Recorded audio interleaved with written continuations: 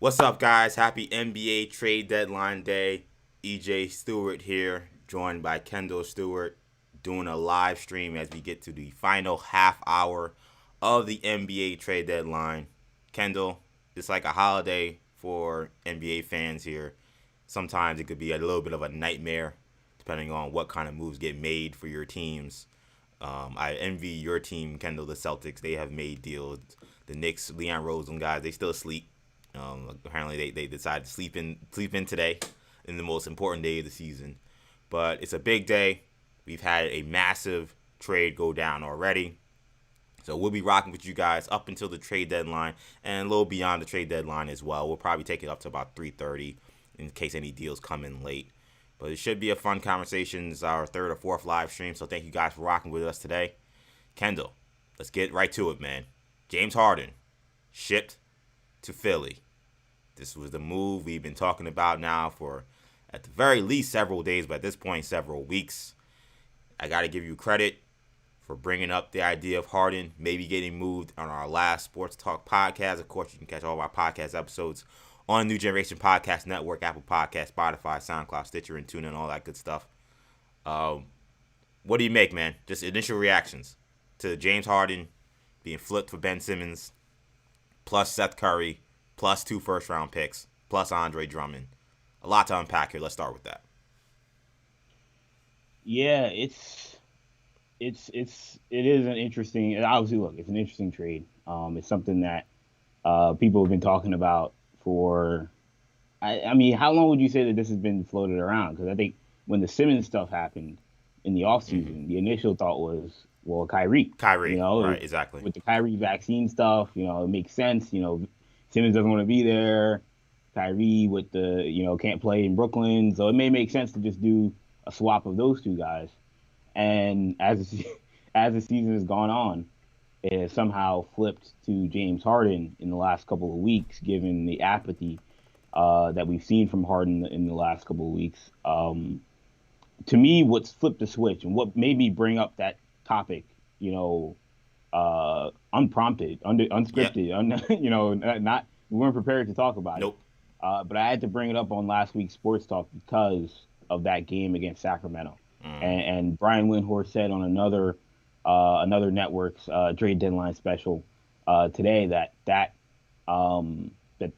game is what flipped the switch for the Brooklyn Nets. Once that game happened, they realized he's not going to be here. We got to trade him. And that's what it looked like. When I saw James Harden 4 points, 2 shots, or two baskets, no free throws made against the Sacramento Kings on the road with Kyrie Irving in a loss, I knew there was something wrong going on. There's something wrong. And no excuse to lose that kind of game. No excuse to lose that game, and that's what made me prompt the question: will James Harden be a net come past the trade deadline? I wasn't sure at that time, but I knew that something, had to have been being discussed within Brooklyn because it became a conversation. Not only are we worried about Harden being a flight risk in the offseason and going to Philly or going someplace else in free agency, but also, does James Harden right now, with the way he's playing, what his mental makeup and attitude is right now, does he give us the best chance to win a championship?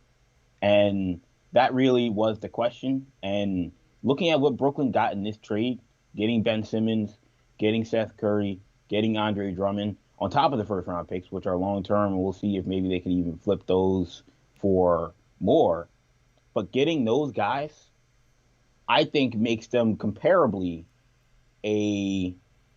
at least a comparable team, if not better, when you add the depth. Because the depth part of it is what has made this Brooklyn team so Jekyll and Hyde.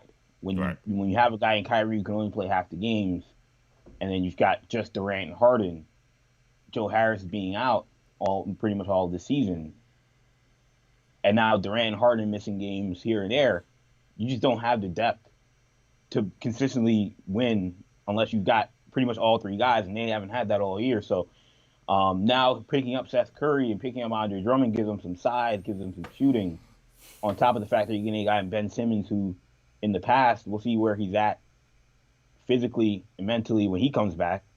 but in the past has been a guy who could play every night, which is not something that, we've been able to say about any of the Nets' big three pretty much since they've been in Brooklyn. Yeah, I mean it's tough for me. You made the point before on the podcast. You just made the case again why you felt like this was a move that had to be made. And I think, look, if James Harden makes it clear that he doesn't want to be there, then you got to just cut bait. There's nothing really you can do, I think, at that point in time. Because with him, there are some players that seem to be able to, lock in, focus, give it their all until the trades happen. They're not making life miserable for you. They're not making life miserable for the rest of the team. So you can live with whatever may come with a player who's essentially a rental. You don't have that when you have a guy like James Harden. You had a guy who, Nets are saying that he looks great in practice. He's saying, "Oh, I got a tight hamstring." Like your team is in a 6, 7, 8, 9 game losing streak, and you already know you're down one man in KD. You're down half a man in Kyrie because of the vaccine situation. Of course, you don't want somebody forcing themselves out to play on an injury. I'm not saying anything crazy like that. But we knew what time it was when it came to the Nets. You need as many bodies as you can to give it your all.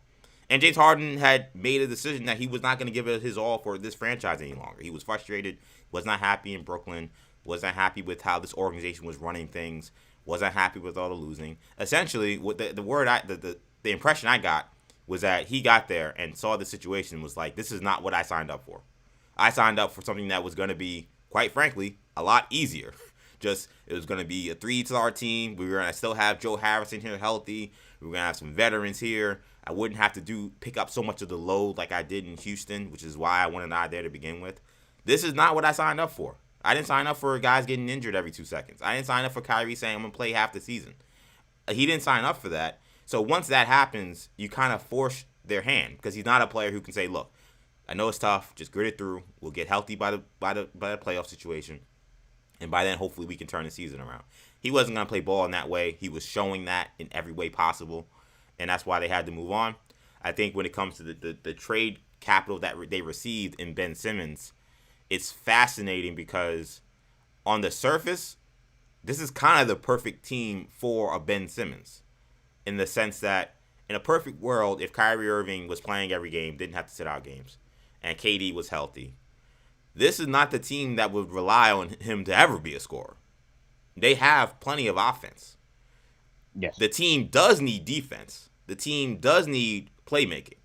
The team does need guys to get some of these other players easy baskets. That's something that we already know that Ben Simmons can do. So, on the surface, that makes this a deal that maybe isn't as palatable or as poor as you would think. Seth Curry comes in with him. They needed another guard who could shoot. Javon Carter was playing way too many minutes for them.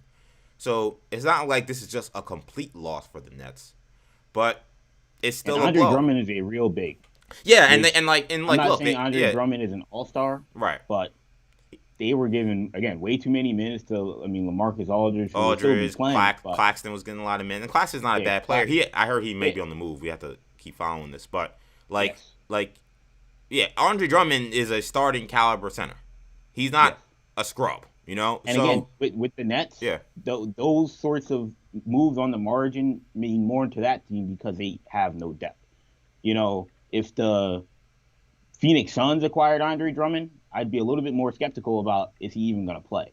Or the Milwaukee Bucks acquired Andre Drummond, I'd be a little more skeptical what's his role going to be. But with the Nets, they can't afford to not play Andre Drummond right now. They're gonna need all hands on deck, particularly when every other night Kyrie's not gonna be in the lineup, and Durant right now is hurt. Yeah, no, exactly. Yeah, they need bodies. They're the team that has been most killed by the idea that they don't have enough bodies to play this season. Essentially, that they've had guys that again whether it's COVID injuries. So they got 3 bodies, guys who can, Paul Millsap wasn't even with the team. He had decided that he no longer wanted to even be a part of this freak show. So he was like, yo, I'm just going to go home and tell me when I get traded or whatever. So he wasn't even around. So when you look at this deal, I'm going to try to pull up some of these guys we have here.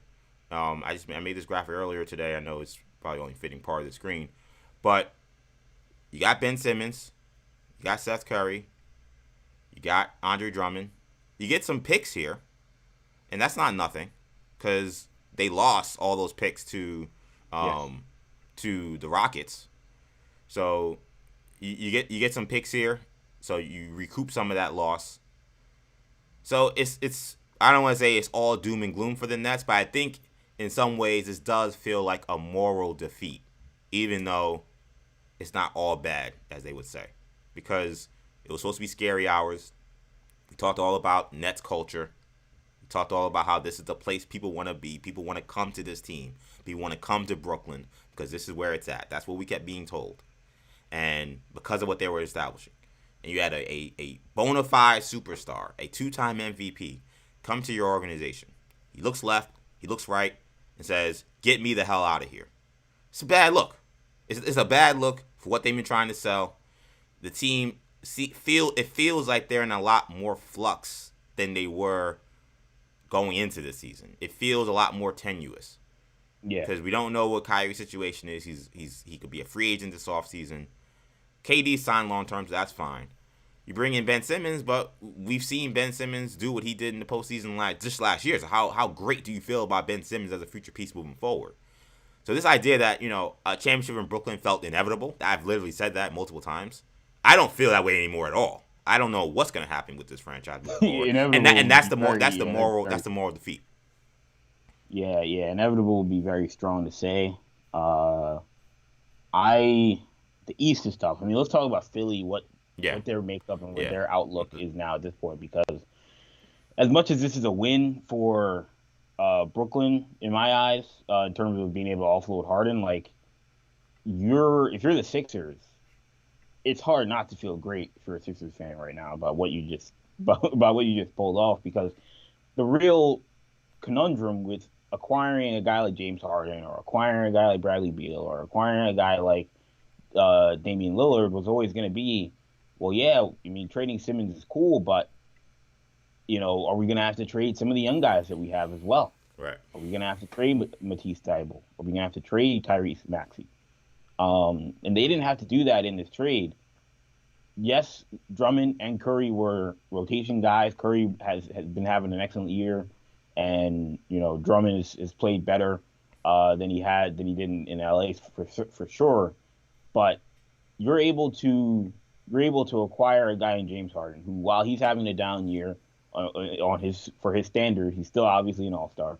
And if he does get to the level that we know he can play at, we're talking about a guy who easily top 10 player in the league, if not top 5, along with Joel Embiid, who's playing the best basketball of his career and is right now a front runner to win MVP.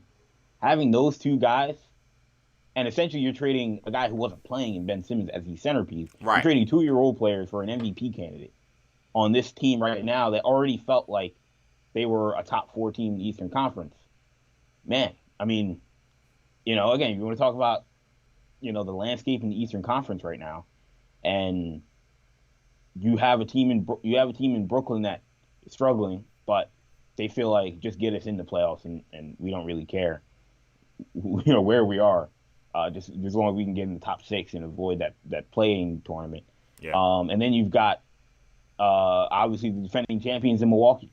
You've got Miami, who's played excellent season, but they sort of feel like they don't have the firepower that this Philadelphia 76ers team has, this Brooklyn Nets team has, or the Milwaukee Bucks. So it's going to be fascinating to see how this plays out. But again, if you're Daryl Morey, you went into the offseason, coming out of the offseason, with this whole Ben Simmons controversy and where are we at with Ben Simmons and what can we get back. And I'll be the first to say I was dead wrong on the Sixers' approach, because I thought just offload the guy now and, get something back.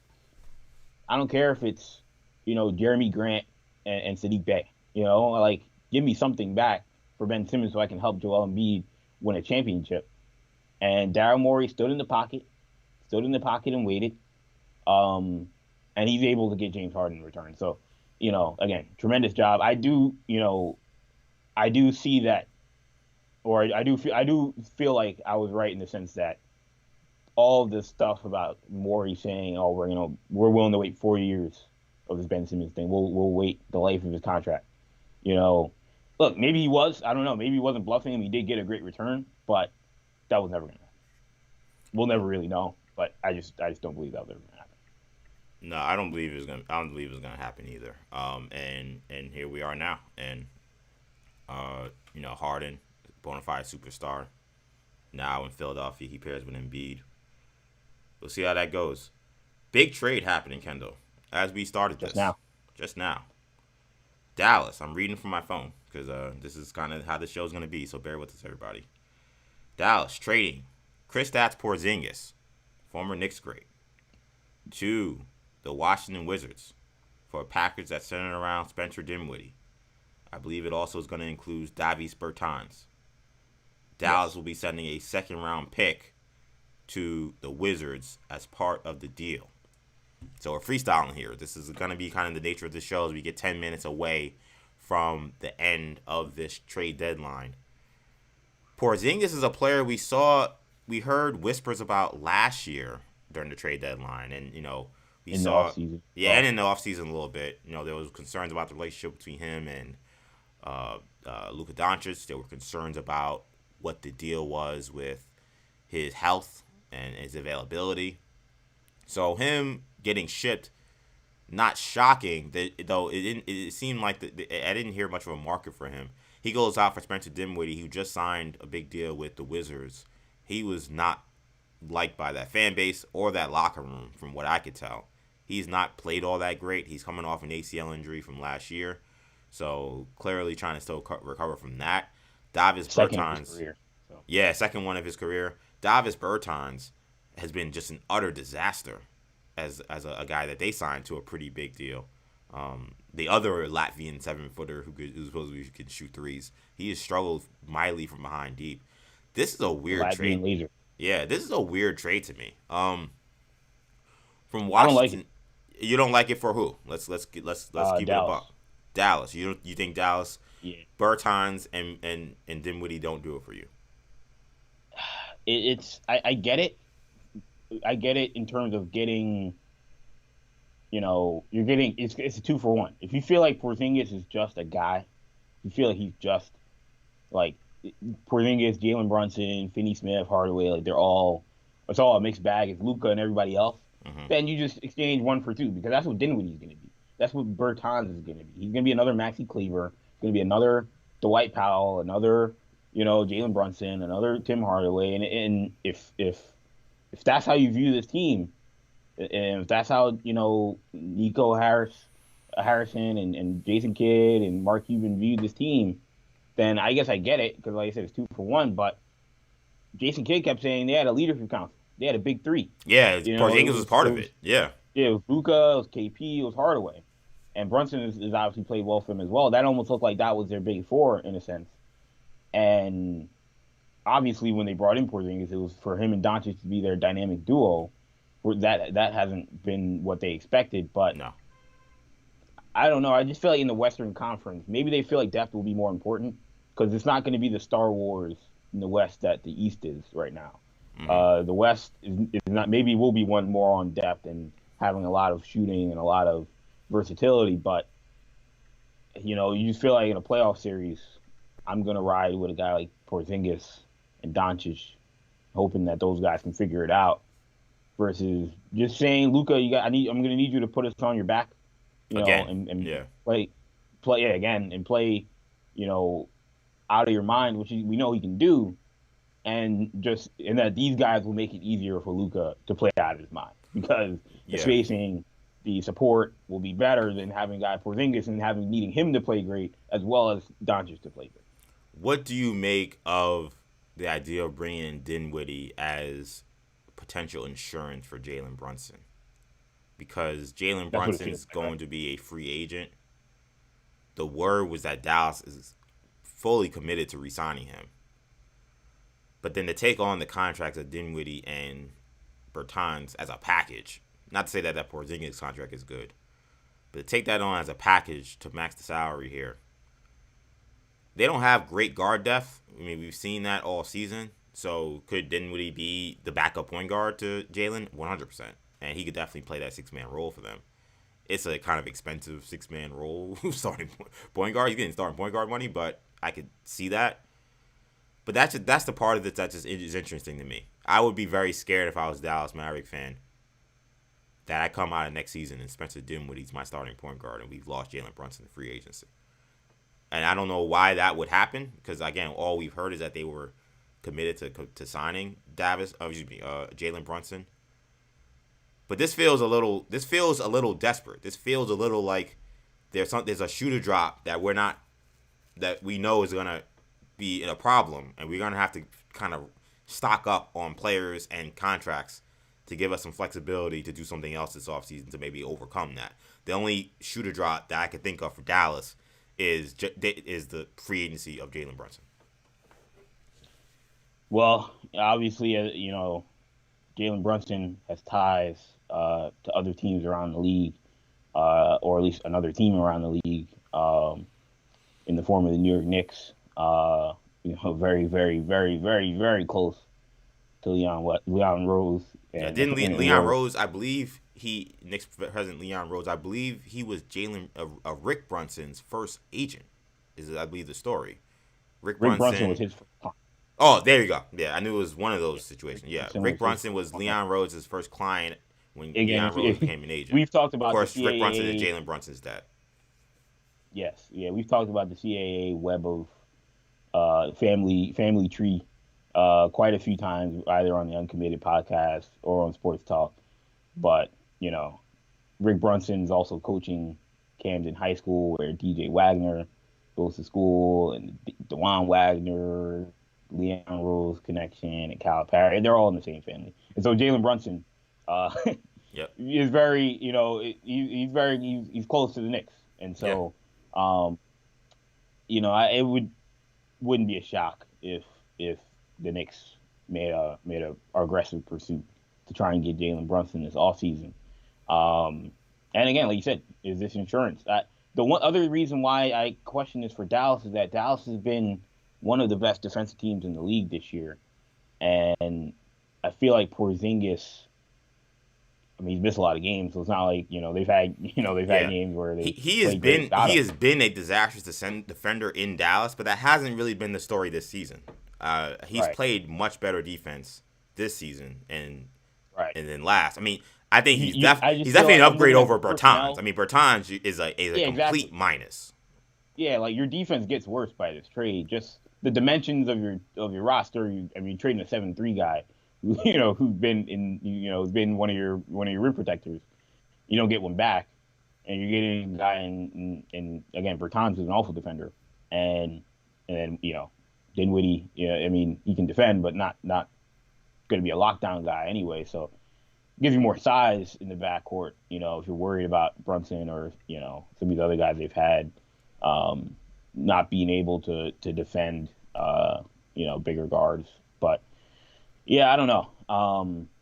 It's the guy who's upset in this trade is obviously Porzingis. Because he's got to go to Washington.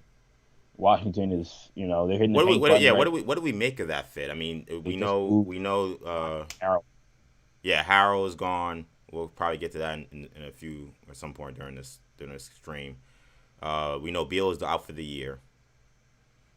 There's been strife in the locker room. Like, there's a lot of free-falling situations going on in the NBA. Like, there's the Knicks, there's the Lakers. The Wizards are also kind of in that free-falling situation. Which is so unfortunate for a team that, was one of the good stories of the NBA earlier this year. They were paired with Charlotte. They were paired with Cleveland as, oh, wow, look at what the Wizards are doing. Look at the shot. Without Westbrook. They still fleeced the Lakers, but we were really talking about, man, they really fleeced the Lakers. They got rid of Westbrook, and they're a comparable team to what they were last year, and they don't have to pay their point guard $44 million to shoot off the top of the backboard and do all the crazy stuff he had been doing.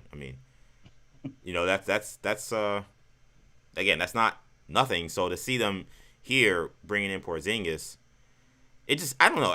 It just feels like they're kind of just freestyling, man. Like, to me, I don't know what direction they're going. Porzingis is clearly a talented player. We've said that for like last. but they've been a team that also has dealt with injury issues, and Beal has now been added to that list. It's bad enough you just dealt with the John Wall situation. You're gonna now hedge your bets on Porzingis. I mean, Dinwiddie's been terrible for them. So it's part of me is like, I mean, maybe it's just worth the swing. Yeah, what did you really give up? Yeah, it's just, and then Bertans. I mean, both of those guys have been busters for the Wizards. So let me make that clear. But man, it's a swing. That's like I could say that it definitely is a swing. It's not necessarily something I would have done, but they're banking on, some of the younger guys in their team. Rui's now back and seeing if he can get back to the form that he was. Yeah. And the trajectory and the projection that he was at, last season. Rui's back. You hope Denny can get back and get healthy and that he can also continue his trajectory as well. But this is a Mavs team. I mean, a Wizards team that, I don't know. Like you said, they might be better off for them, sort of hitting the reset button a little bit. The question then becomes what happens with Bradley Beal in the offseason, because he's gonna get, a $200+ million contract. You would think, at least from Washington. I mean, good luck, man. I mean, I wouldn't give him that. Given contract. the way they're built and they're constructed, they're not constructed as a team that has a chance to win a championship this season or next. So yeah, Washington really would be better off hitting a hard reboot. I would not sign Beal. Let him go to free agency. Yeah, I would trade him. I would sign and trade him. Yeah, and try to get a sign and trade. You cannot.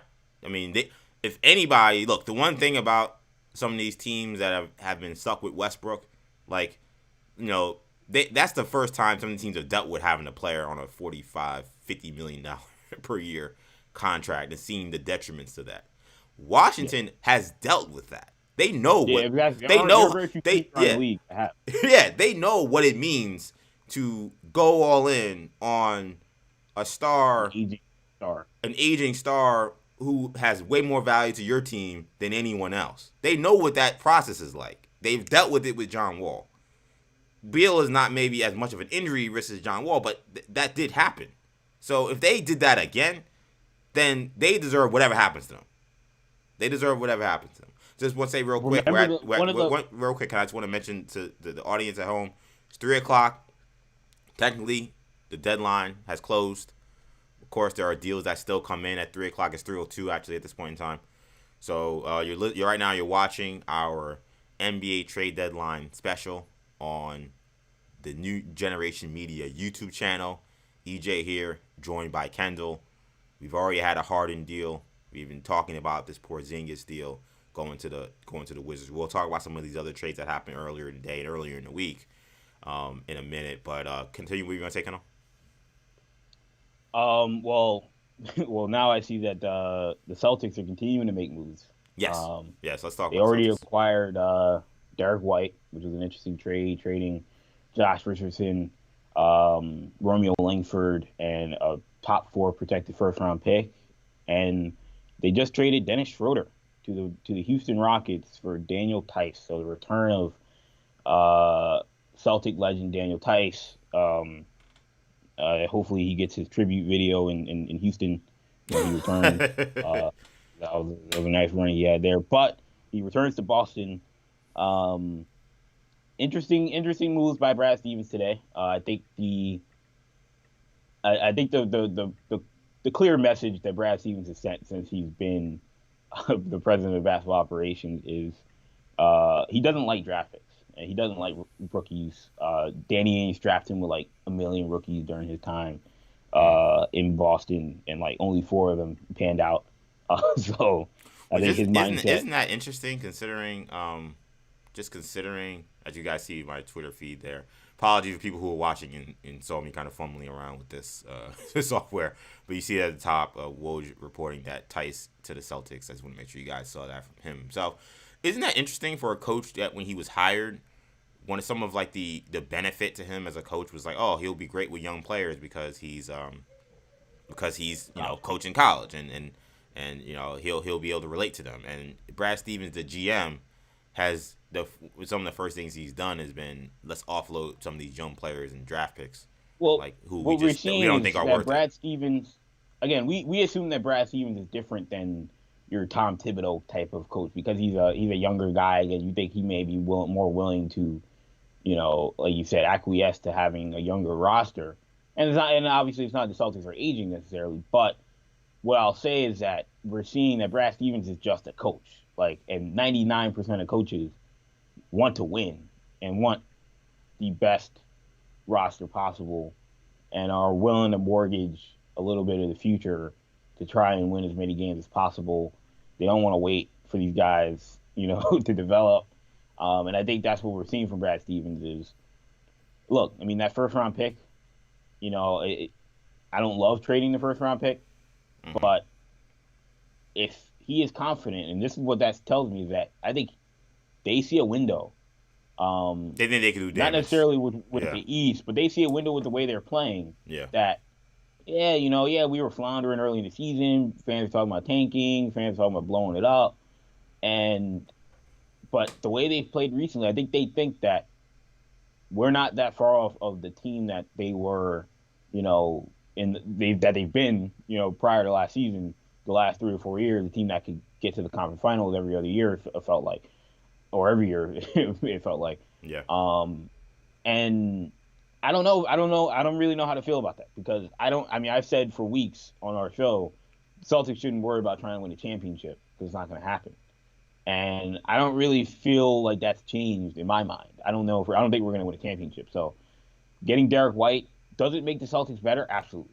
I mean, defensively, now you can roll a lineup of Derek White and Marcus Smart in the backcourt with Jaylen Brown, Jason Tatum, and Robert Williams. Good luck scoring on those guys. Like it's a really good lineup to have. Versatility, switchability, all of that. I'm glad the Spurs, they offloaded one of their 12 shooting guards to bring in 2 more shooting guards. So, including one more young shooting guard. That's a question in Romeo Langford.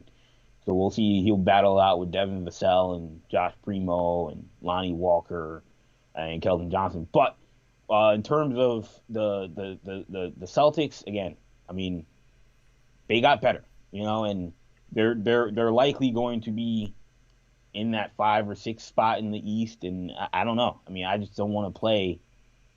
I don't want to have to play Brooklyn or Milwaukee. Philly right now is a little dangerous as well. So, I mean, I don't know. I don't feel great about it because I don't think we're going to win a championship. But Did we get better? Absolutely. I think it's important to note, Kendall, as I switch the screen here, according to Woj, no deal for the Los Angeles Lakers. They are now fully invested in the buyout market. Man, how the mighty have fallen, Kendall. How the mighty have fallen. I mean, number one, obviously the Russell Westbrook deal. I don't know what else to say. I mean, just a complete disaster. Complete disaster. But in some ways, this is kind of what, for the Lakers, I think for LeBron James, I think for a lot of those guys who've signed on to the team, AD, you made your bed and now you got to lie in it. They were a team that was a rebuilding team that found LeBron James in their lap. They won a championship. So, in my opinion, everything they're dealing with right now is still worth it. And maybe some Laker fans will be very angry at me saying that. It still was worth it. But when you mortgage your entire future on Anthony Davis, you sign an aging LeBron James, the trajectory of your roster becomes very different. And the problem that they had was they decided, instead of trying to kind of cut their losses, don't do anything too foolish, and maybe be more careful with how they restructured the team after last year's first round exit, which was not they got a little embarrassed, but there were guys hurt.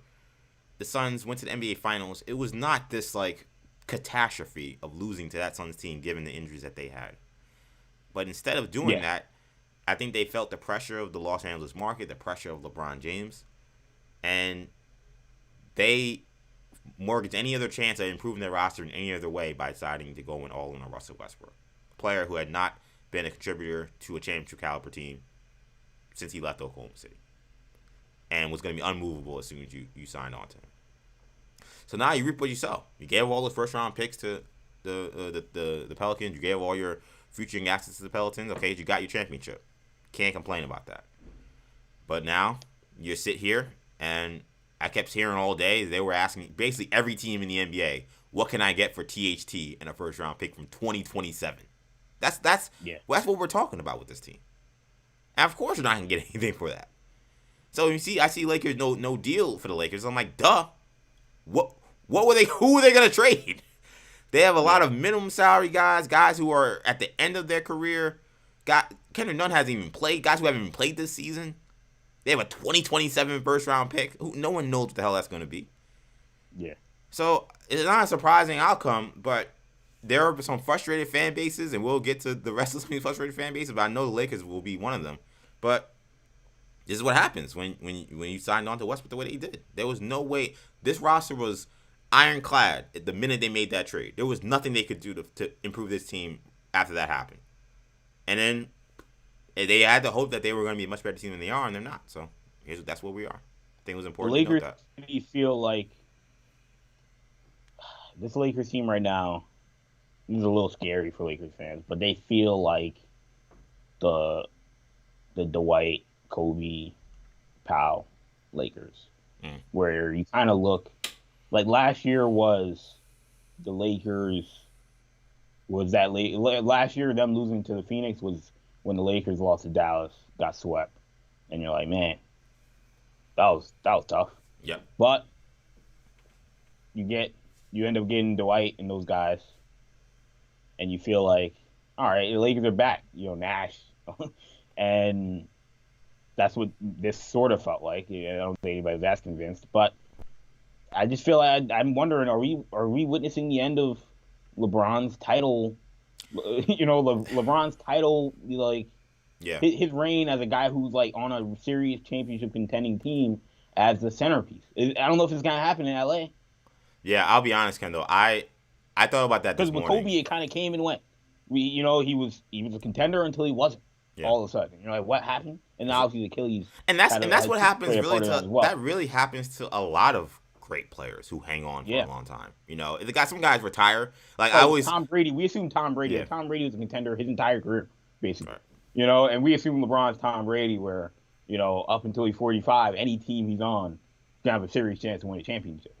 But right now, I don't know. I mean, this Lakers team, he admitted we can't play on the level of a team like Milwaukee. Are you kidding me? And I wonder if that's him coming to that realization. Speaking of frustrated fan bases, you also see on the Jumbotron here. Shout out to Nick Chatter. I kind of stole that from him. I didn't mean to. No deals for the New York Knicks, sources tell ESPN. So, we sit here now with the New York Knicks. I believe they're 12th in the standings as we speak this moment in time. They have an aging point guard in Kemba Walker who cannot guard a chair. They have Evan Fournier, who also can't guard said chair, but he can every now and then hit a three. You have him signed for 3 years at about a little less than $20 million a year. I think $19 million a year. A disgruntled Julius Randle, who is flipping laptops and going into other teams' huddles. And Alec Burks, not a point guard, yet is the Knicks' backup point guard and sometimes starting point guard when said Kemba Walker, who can't guard a chair, can't play also in back-to-back games. I was thinking about this morning, Kendall. To me, for the Knicks, this is the most, and it's crazy how a year can just change things. Because to me, I didn't care what they did. I didn't care to me if it was, there was rumors they may trade Cam Reddish, which would have been kind of crazy, but if they traded Reddish for a Dragic type, we'll talk about Dragic at some point, hopefully, or they did offload some of these veterans, they didn't get anything in return that was exciting. You were just trying to offload salary. They did any of those moves. Even that came with an upside of, okay, well, at least now these young guys are going to get to play. Your Obi Toppins, if Cam Reddish stays, your Cam Reddishes, your Jericho Sim, maybe your Deuce McBrides. You get to see some of these young guys, see what they got. for them not to do anything, and we'll see if there's a buyout situation with some of these guys. There's not a buyout for Fournier. I didn't mention Nerlens Noel also somehow on the team, even though he can't catch. This is going to be the most disengaged second half of the season for Knicks fans. I would say in a long time, but it's really only going to be, I guess, since the previous season. But that feels like 10 years ago because of what happened last year. I don't know why. I can't give Knicks fans any reason to watch this team. There's no, I'm not. What do you have to watch? Tibbs already ran the guy that's been playing great, RJ Barrett, into the ground. He's got a sprained ankle because he's playing in 20-point blowouts with 10 seconds left to go in the game. Why are you watching this team? What can you sell this fan base at this point in time? I say that as a Knicks fan on this podcast / stream we're doing. Like, look, you can't trade something. You can't trade when nobody wants to take your guys, and that's a problem. The Knicks don't have really talented players. You know, you can't force somebody to take Alec Burks or take Kemba Walker or take Nerlens Noel. But when we think about what Leon Rose did this past offseason, he signed those guys. He signed those guys that he is now stuck with. He got a lot of praise for the last offseason, but to be in this spot that they're in today, to where they couldn't even trade these guys, they couldn't even offload these guys. It's going to be tough, and there's going to be a real serious question for the rest of the season of how does Tom Thibodeau work with this rotation? Because this whole thing has been, I can't play any of these young guys because I have an ironclad rotation, even though this ironclad rotation is at 7 games under 500, but whatever. Those guys, they have to play. The hope was like, well, after trade deadline, some of the guys are going to be gone. Well, now they're here. So if I'm a Knicks fan, which I am, it is imperative to me that Leon Rose needs to go downstairs, tell Tom Thibodeau, this is your starting lineup, this is your rotation. You don't want to play that rotation or starting lineup, there's the door. It's simple. Because I think one of the problems has been Leon Rose has high respect for Tom Thibodeau's basketball acumen, and he should. So I think Tom Thibodeau doesn't take any orders from the front office. I think he just plays whoever he wants, does whatever he wants, and there's no... Yeah, I think he's given full autonomy. He's full autonomy. And that becomes problematic. And sometimes you have GMs that are too involved with what's going on the court. But when you have a front office that's so aloof because you don't have basketball people running things, this is what happens. I get to see Todd Gibson play 25 minutes tonight. That's what I'm going to see. I'm going to see Kemba Walker guard Stephen Curry tonight. That's what I'm watching tonight. There needs to be a major shift. The front office needs to tell Tibbs the season's over. These guys, they can be on the... I couldn't trade them because you played them guys all these minutes. They didn't show anything. So now, those guys, they're glued to the bench for the rest of the season. If we don't see that, that's malpractice by the Knicks front office and malpractice by the organization because you cannot trot out Kemba Walker and Evan Fournier as a starting lineup again. And I don't want to see Alec Burks out there to replace Kemba Walker. That cannot be the answer to what we just saw in the trade deadline, which was nothing. No, I mean, it's tough. I mean, look, the Knicks took the stance that I had said for a lot of teams, and it's the motto that I've said for weeks, and I've said it on this show today. The Knicks know they're not going to win the championship. So while you could say, yes, we want to offload some of the veteran guys, like you said, what's the return of that going to be? We've seen some of these guys getting moved. Again, the Celtics were able to move a Dennis Schroeder for a Daniel Tice. The Knicks have traded Kemba for Daniel Tice, I guess, but you know what does that really do to excite the fan base? The Knicks feel like, what's the point? I honestly, like you said, why do you watch at this point? You watch to hope to lose. You know, you hope Leon Rose is like the owner of the Dolphins and he's giving out $100,000 checks for his loss, so they can get as high in the lottery as possible. Because yeah, I mean, I don't know. I mean, this is a little bit unfortunate, but I feel like Knicks fans have to calm down in the sense that in the offseason, I think we're going to see this Knicks team is going to look very different this year. That goes. I do agree with that.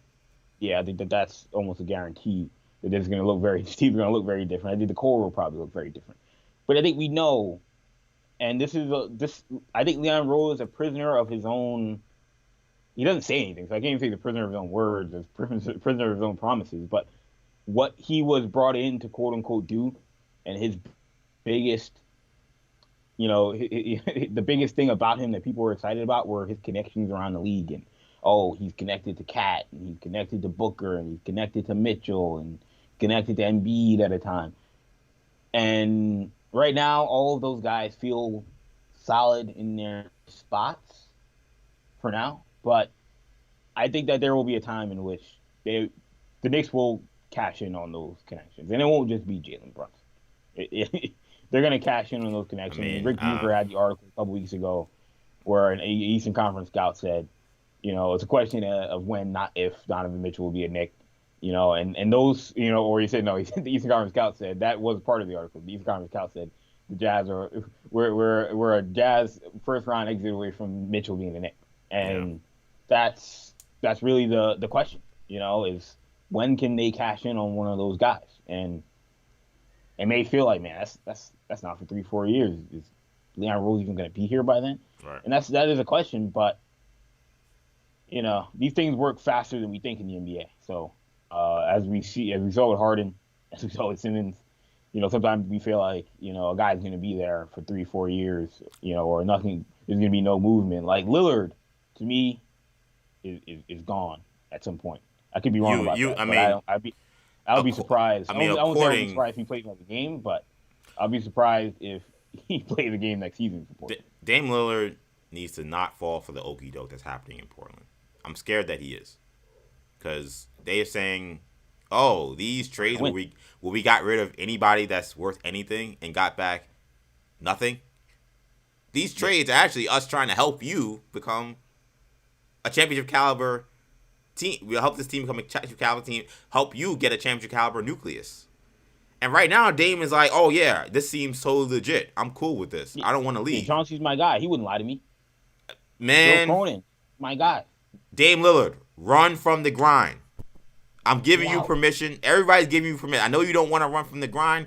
Everybody, every NBA fan across America, across this world, is giving you permission to run from the grind. Nobody will feel bad. Nobody will say you're a phony or a fake or anything like that. You're a guy who doesn't want to win on an easy way. Like, nobody's going to say that. Run from the grind, man. Run from the grind. It's totally fine. It's okay. I really hope he wakes up. Because to me, like, when I saw that tweet that, they're going to have cap space and assets now, so things will actually turn around really fast. Dame Lillard is going to be 33 next year or 32? He's at the end of his prime. He's at the end of his prime. This is one of those things where if you don't build a super team like next year, it's over. Like, he's going to have to be like Chris Paul. Yeah, he's going to have to. He don't got time. Yeah, unless he can find, and he did say that he thinks he's found a plan that's going to keep him elite for a long time. That was interesting when I heard him say that. I would love to have and I'm sure he'll talk to his boy Chris Haynes and he'll talk about more what that's going to entail, because we've seen Dame play through a lot of injuries. He's been banged up, and this year they really couldn't get out of the starting blocks with him this year. Dame Lillard, man, run from the grind, please. I want to pull us back up to the big screen here, because this is like the no trade zone at this point in time. The beginning of this stream talked about the trades that happened. Here's the trades that didn't happen that we all were looking at and hoping for and anticipating. Jeremy Grant, star forward for the Pistons, not getting dealt. They're fine, apparently, according to Shams, moving forward. What's his nickname? Nunu or something like that? Nunu. Shout out to, Mumu. No, sorry, Mumu. Mumu Grant. Shout out to Mumu Grant. He's a cousin of one of my favorite rappers of all time, XV, who we hope to get on this YouTube podcast streaming situation at some point in time. Shout out to Vizzy. Jeremy Grant, apparently staying in Detroit. Yeah, Detroit, they just got Marvin Bagley today in a really kind of funny you mentioned Marvin weird Bagley. 4-team deal here. He has not. So Jeremy Grant will have a new teammate. He'll have a new piece with him this year. But a guy who a lot of contenders and good teams were apparently interested in, he doesn't go anywhere. The outrage about the Sacramento Kings Tyrese Haliburton trade is interesting to me, because we talked about it a little bit off air yesterday. But I think the part of it that people are sort of forgetting is how the Kings got here. Because they made a great pick in drafting Tyrese Haliburton. They drafted fairly well with Fox, and we'll see with Mitchell. But that looked like that was a decent pick. All their pretty much every good pick they've ever had since like DeMarcus Cousins has been a point guard. So, they're I guess they're doing pretty well. Or I guess Tyreek Evans as well prior to that. But the issue is that they haven't been in the playoffs in that time period. So that means that they've had also a ton of bad picks. Yes. And the reason they had to give up they're probably their best asset is because a guy like Marvin Bagley's like his trade value was so low. Yeah. Bagley, really Bagley should have been one in that Sabonis trade. In a perfect world, in an Earth 28, Marvin Bagley is a solid young player who's not disgruntled, who's playing well. And you say, you know what, he's playing well, but we want to get an all-star, but we're keeping Haliburton, we're keeping Fox, and we're going to move Bagley for Domantas Sabonis. Instead, Bagley is a throw-in in a move that gets you Dante DiVincenzo, who's a good player. There were rumors the Celtics were trying to get him, and that could have been interesting as well. You get Josh Jackson, Trey Lyles. Clearly, the Kings are trying to win as well. Yeah. But man, that's tough. And for the Pistons, again, I like Marvin Bagley. The guy I feel the worst for is Marvin Bagley. So, man. He goes from basketball Siberia to basketball Siberia. You feel like I've always felt like, man, get him in a good situation and maybe a good team, similar to what the Lakers are getting out of Stanley Johnson. And it's not like the Lakers are a great situation, but at least he's playing with LeBron and AD and Russell Westbrook. But right now, again, he's going from probably a worse situation. Like it's better in terms of he's not in Sacramento, but it's worse in terms of he has no chance to win anything. Yeah, it's better in the sense that he's not around a bunch of people that hate him. And it's better in the sense that I think Detroit will have some kind of plan for him with the guys they got. It's not a plan that's going to win him anything, but like Sacramento was clearly just done with him. Like he was just literally out there. They only were going to play him if they had guys that were hurt, which started to happen. So he started getting some minutes, but they were just done with him. There was nothing. He was not part of their future plans. I think Detroit is going to be intrigued to kind of evaluate him over the course of these next 2, 3 months, to see kind of what they got in him. They didn't really give up all that much for him. So this was I thought this was actually a pretty interesting trade. You mentioned the Bagley part of it. I think this is an excellent trade for the Milwaukee Bucks. DiVincenzo hurts. He's coming off an injury. Grayson Allen's kind of taking his spot a little bit. Yeah, Grayson Allen's made him a bit more expendable. So, Rodney Connaughton, we saw in the playoffs, Connaughton was... Yeah, Connaughton can get it done. Yeah, we learned. Yeah. I think that before that playoff, we didn't really know, but Connaughton showed he can get it done. So, you got Allen and Connaughton. DiVincenzo becomes kind of a luxury. I think Rodney Hood was kind of a luxury piece. You had a very quality big in Serge Ibaka. He gives you more rim protection. I think he's a very nice fit playing next to Giannis. To me, it's almost like he got a second Bobby Portis, but a real shot blocker. You know what I'm saying? Like, because to me, him and Portis kind of functionally, they're very similar. And Bobby Portis has been a very good player for the Milwaukee Bucks. You add now Serge Ibaka to that piece. That's really nice depth in that front court now, coming off that bench. And another veteran guy, another guy who's been deep into the postseason, who's not going to be afraid in these big moments. He's going to be able to stretch the floor. I think he's a very nice fit for that offense.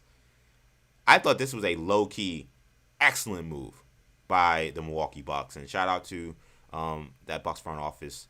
I think this is a move that we'll be talking about maybe in... It's not a move that's going to talk about much today. But when we're watching these playoffs in April and May, and then maybe even June, this is where you're going to hear that Mark Jackson... people didn't know about Serge Ibaka. People. This is a very talented. This is a guy who's accomplished a lot. Like that's gonna be, I think, a storyline potentially when we get to because Mark Jackson always does that. He's always like, y'all forgot about what this guy's done in this league, even though nobody has. Like that's gonna be Serge Ibaka. I think in April and May and June, we're gonna be like, he's gonna be like Serge Ibaka. He can get it done, and I think that this is a really nice deal. They didn't give up really anything of value. So shout out to the Bucks. Shout out to the Bucks for adding a To me, the biggest really loser solid piece. in this deadline, and really to me, I think the biggest the team that doesn't get enough flack, and I get it, they're excellently ran. They've arguably the best coach in the league. You know, they're one of the best teams in the league. They went to the finals last year.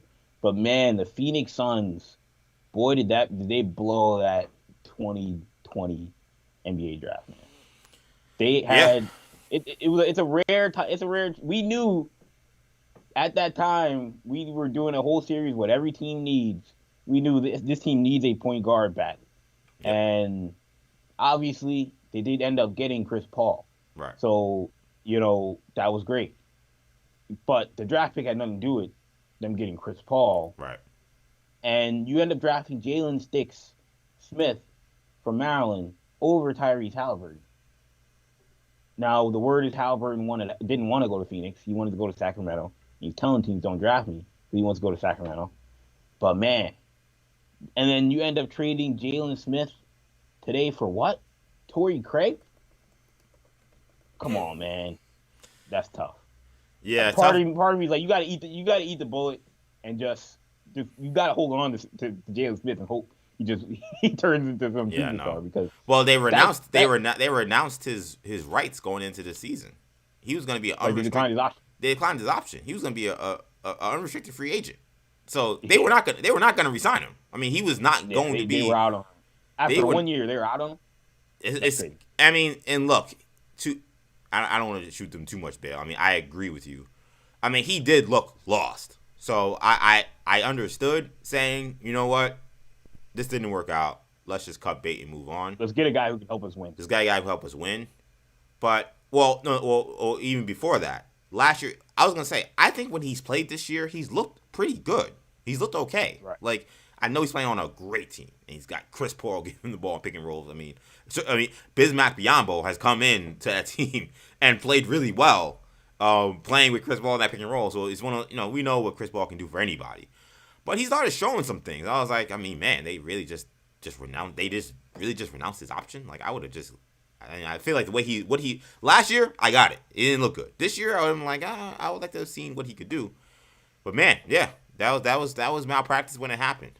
And I like Jalen Smith coming out of the draft, but the idea was that he may be insurance for Ayton, who they also didn't extend eventually.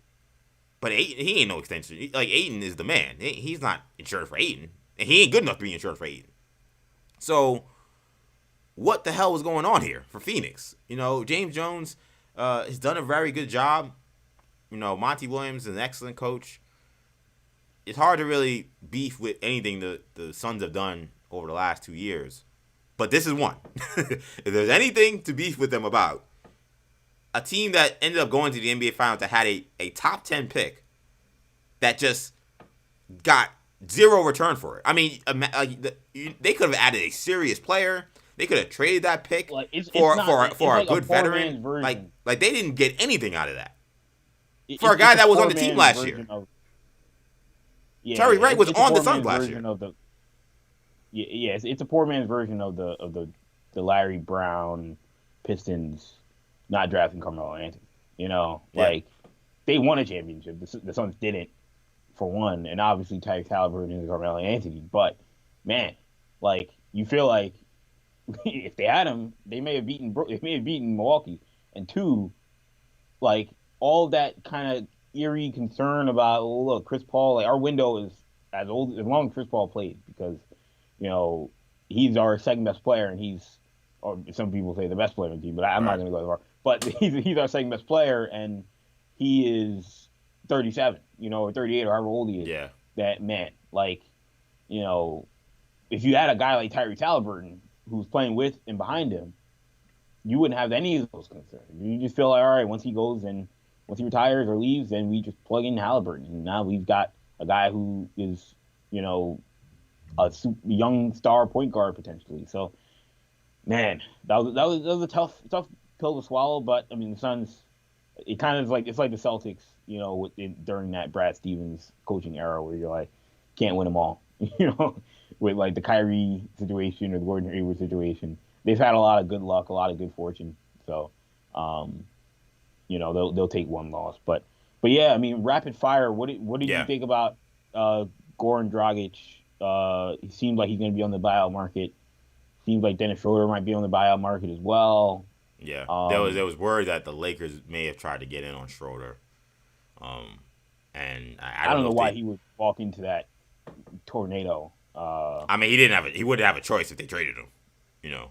Right. I'm saying, yeah, in a buyout situation, I don't know why he'd walk into that Oh yeah, no, no, tornado. yeah, no, yeah. I was talking about Yeah. there was word that they were thinking about trading for him, which would have been. Yeah. I can't imagine he'll sign there. That would be very Yeah. awkward and weird.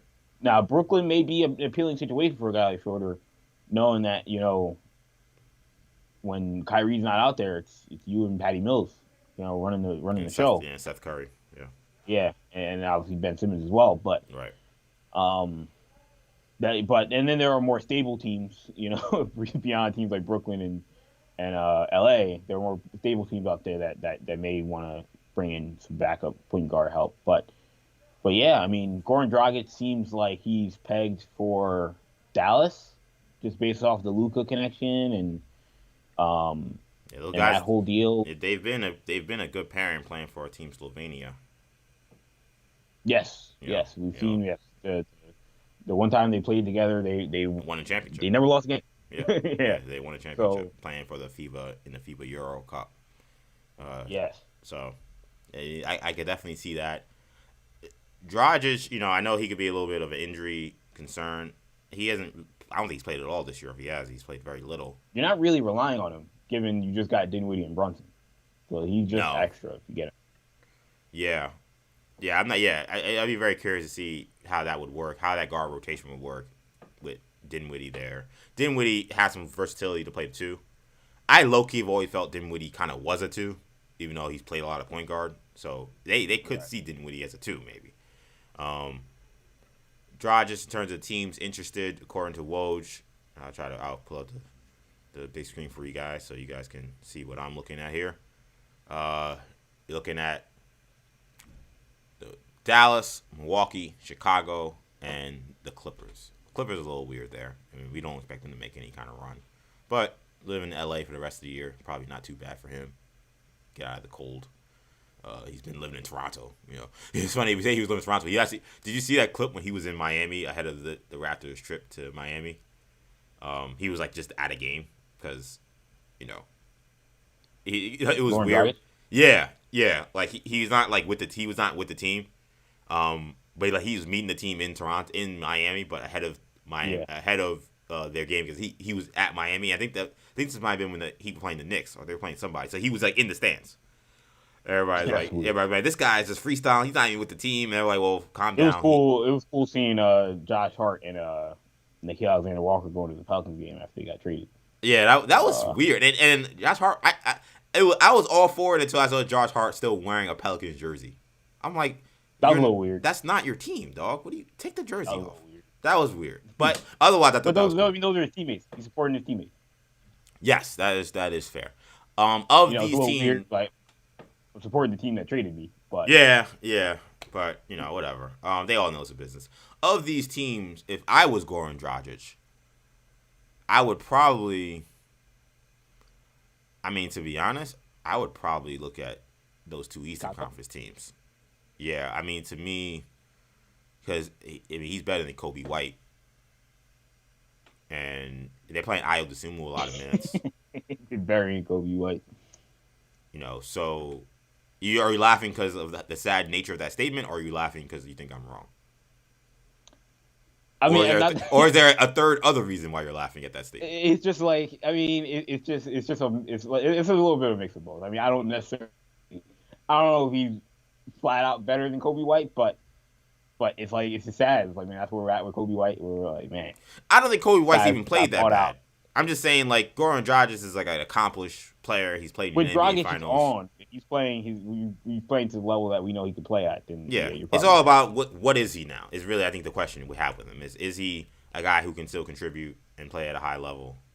No one really knows, which is why I don't think anybody who wasn't going to buy him out would trade for him. I think all these teams were fine with taking a risk on him on a kind of minimum kind of deal, prorated deal for the rest of the season. Chicago would be a look. I don't think Milwaukee's a bad look either. I think he fits very well in that offense. They're very spaced out. You know, he's very good at slashing to the basket. He'll have plenty of space to slash playing for a team like that. You know, it's they won't rely and on him Milwaukee nearly. needs all hands on deck right now in the Eastern Conference. They can't. Yeah, They I can't mean they can't rest on their laurels. Yeah, they've seen Philly retool in a major way. So you're right. There is no we could just chill. Kind of come back from whatever their malaise. They've woken up as well.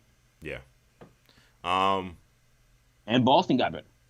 Boston got better. And, so now you're looking at teams. If you're Milwaukee, you're looking at teams that could potentially pick you off. Like that's what you have to be worried about if you're a change of team. It's not necessarily you're looking at everybody else saying which one of these teams can beat us. And right now, it's about 4 or 5 teams in the East that could feasibly beat them. Yeah.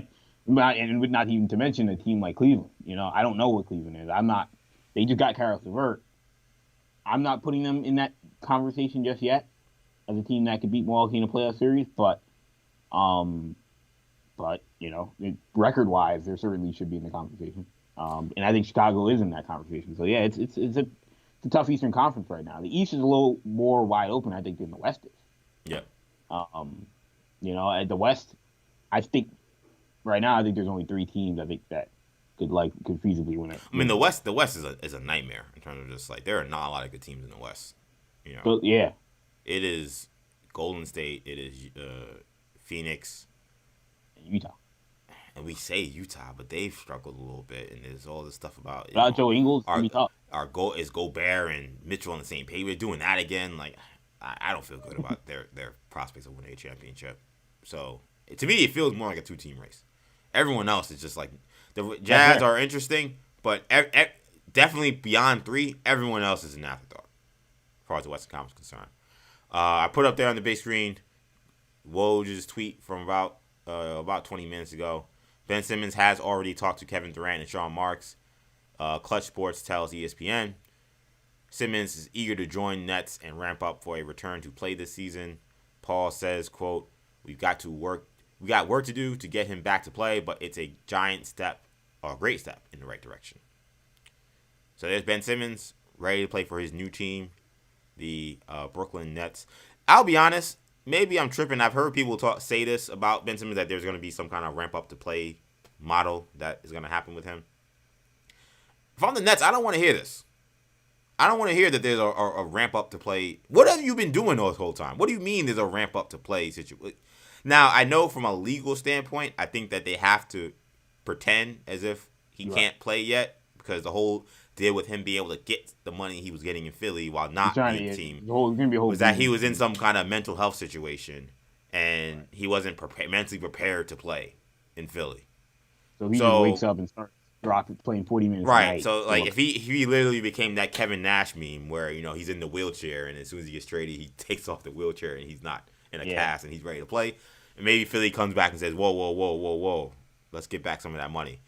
Maybe that's the case. If that's not the case, I'm sorry, man. Like, we literally just traded Harden because he's like doesn't want to play and he's not available. We have one guy who's only available half the time. Like, this isn't that just let's see when you can get ready to go. Like, we need you to play tomorrow. Like, that was a little annoying to me. If I was a Nets fan, Nets right now are ringing ringing all the sirens, all the alarms, all the panic buttons. Like, this is a panic button situation for the Nets.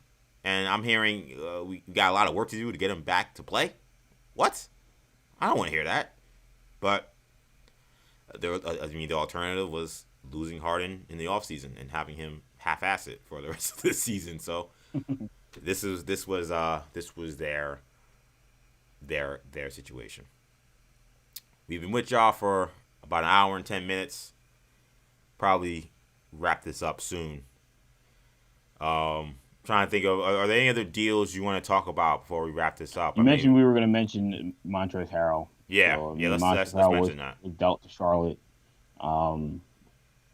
Good move for Charlotte, I guess. You're trading Vernon Carey. You're getting back Montrezl Harrell.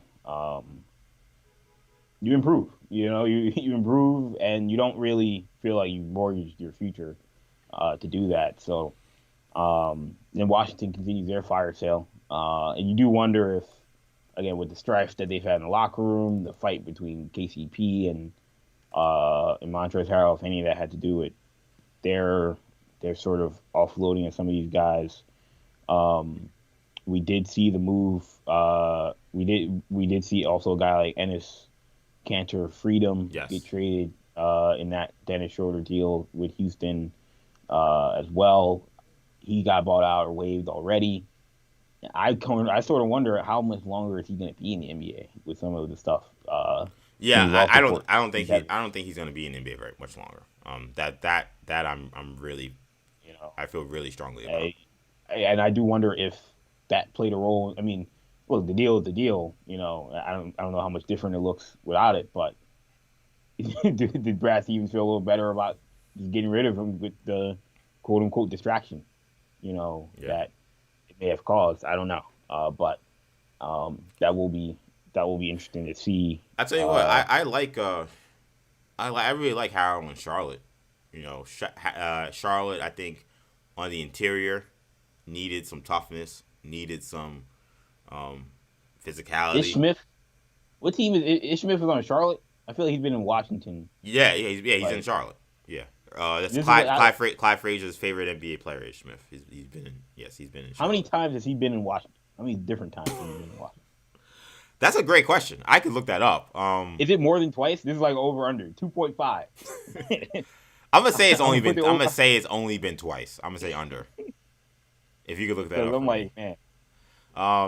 But I like Harold in Charlotte. They didn't give up really anything of value. Vernon Carey, I don't think he was getting any burn for them. Ish Smith, he was their backup point guard. I think they could piece together some backcourt situation to make this worthwhile, or they could always, of course, pick up somebody from the buyout market potentially. Yeah, you're right. It was only last time. Right. Okay. Yeah, he's only been there once. Yeah, Ish Smith. I think he's isn't he tied for the record, or does he have the record as playing on the most NBA teams of all time? He doesn't have the record. He's close. Like he's played on 1 million teams. 1, 2, 3, 4, 5, 6, 7, 8, 9, 10, 11, 12. Played on 12 different teams. This is now the second team he's played on twice. Played for twice. Man, and I know what's crazy that Ish Smith is not whack. Like I'm gonna say that with my chest. He's not whack. Like he's not like he's just some guy that nobody would ever need. But the nature of his game, it's like he's always a guy that's used as a stopgap guy. That should be the title of his podcast. Ish Smith is not whack. I mean, he's not but he's gonna have this he has this moniker of I've been on 1 million different teams, and I'm like, he's not.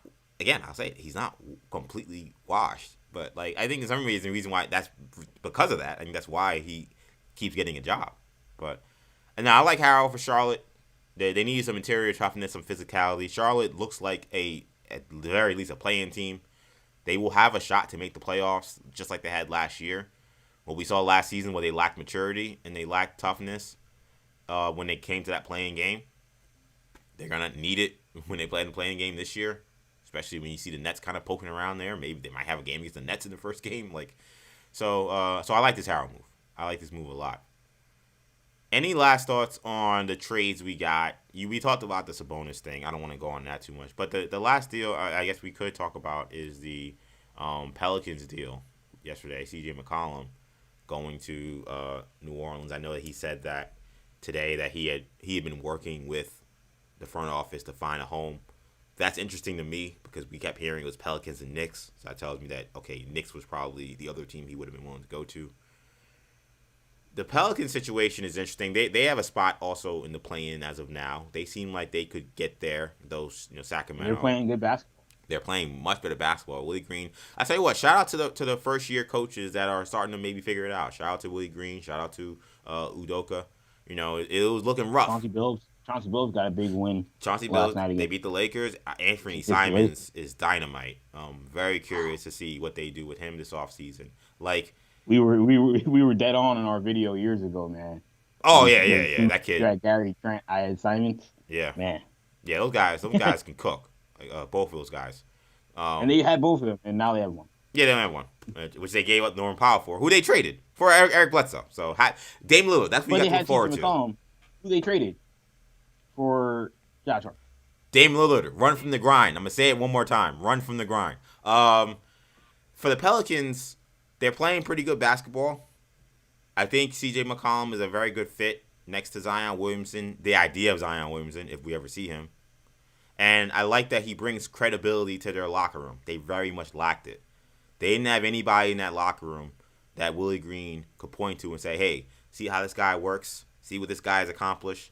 This is what it takes to play winning basketball in the NBA." They had nobody in the roster they could point to for that. And for a young coach who's trying to instill good, proper values in his team, and for a team that, for their sake, with a fan base that's so apathetic, they need to do something to try to excite the fan base. Getting into the play-in would help.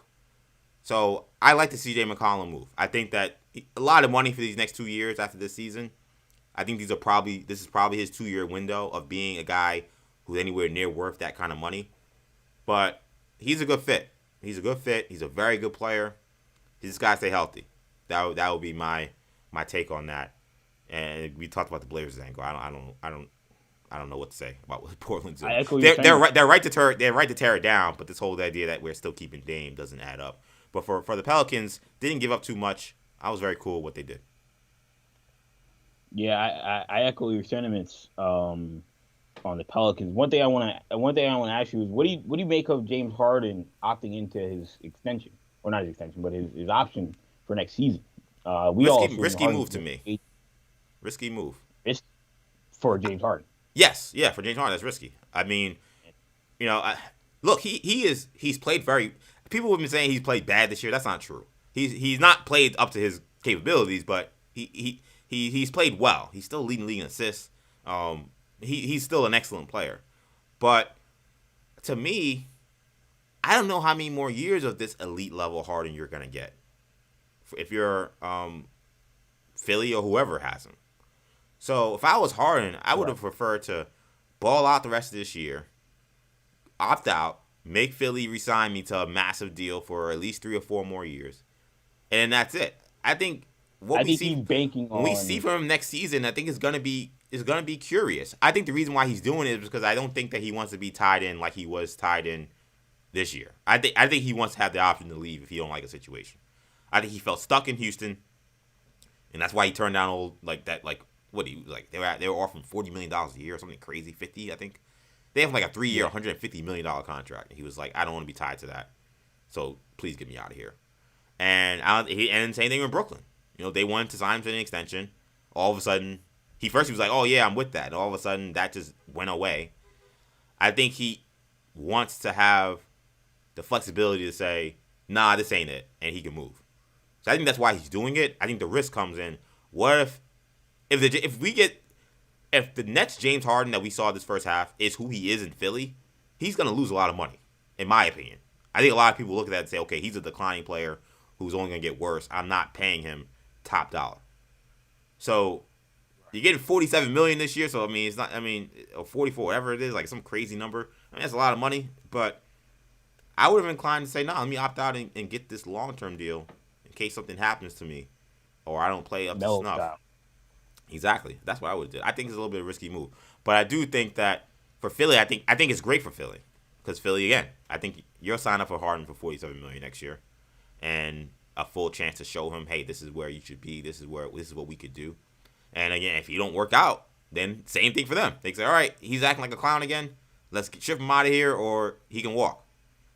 It seems like it's great for Philly. I see why Harden sees the advantage of it. I just don't see it for him. I don't see this as a big game for him. Yeah, you gotta love it if you're a Sixers fan. You gotta love it. Yeah, that was the best case scenario. I thought. I would have preferred him do this than sign an extension or anything like that. Yeah. Yeah, he's not a flight risk this offseason. You don't have to worry about if he doesn't look good. If it doesn't work out, he's not movable, or either he leaves for nothing, or he becomes harder to trade. Now, you see how he plays. If it doesn't go great, you still could theoretically move him, or give it another shot. But man, A great job by Daryl Morey taking Oh advantage yeah, I was of about to Joel say, Embiid's. yeah, we really need everybody needs to put respect on Daryl Morey's name. This was a masterclass. That's why I tweeted today. This is a masterclass. He held out on Simmons. The Sixers, though it looked rough early, held serve on Stood the in the court. pocket, man. They held serve on the court. They're in striking distance without Ben Simmons. Then he was able to trade Ben Simmons for a superstar player, which is what he wanted. And he did not have to give up his two biggest young assets in Maxey and Thibault or Thibault. He didn't give up either of them to do so. Yep. That's a masterclass. Seth Curry, losing him is going to hurt. There are not too many 50, 40, 90 type of guys. I don't want to minimize that. But you keep your young assets and you get James Harden and you offloaded a clown who didn't want to even suit up for you. That's a masterclass.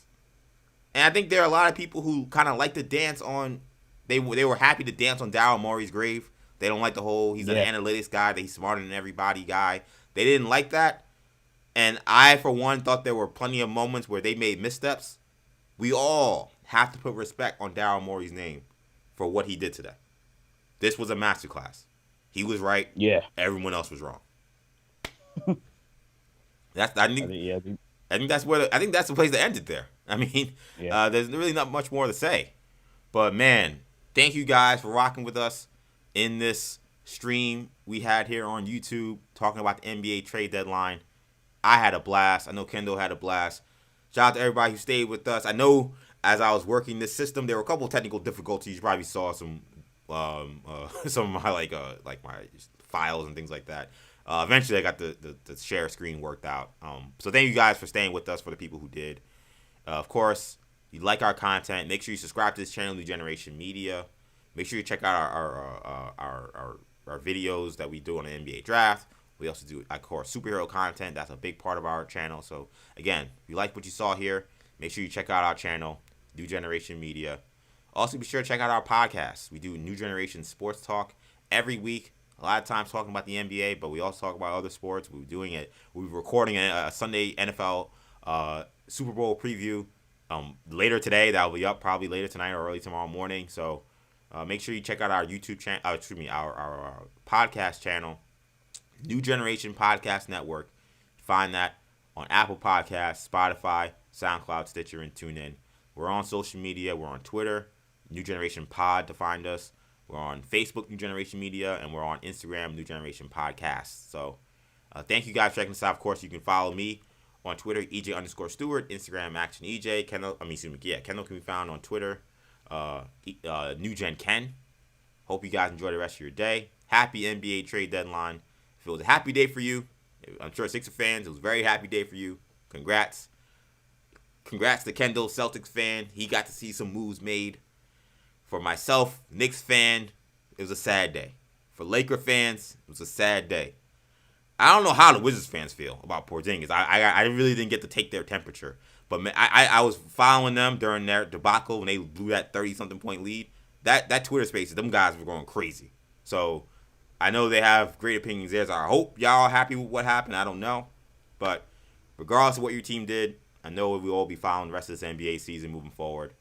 Thank you guys once again for checking us out. For Kendall, I'm EJ. Take it easy, guys. Peace.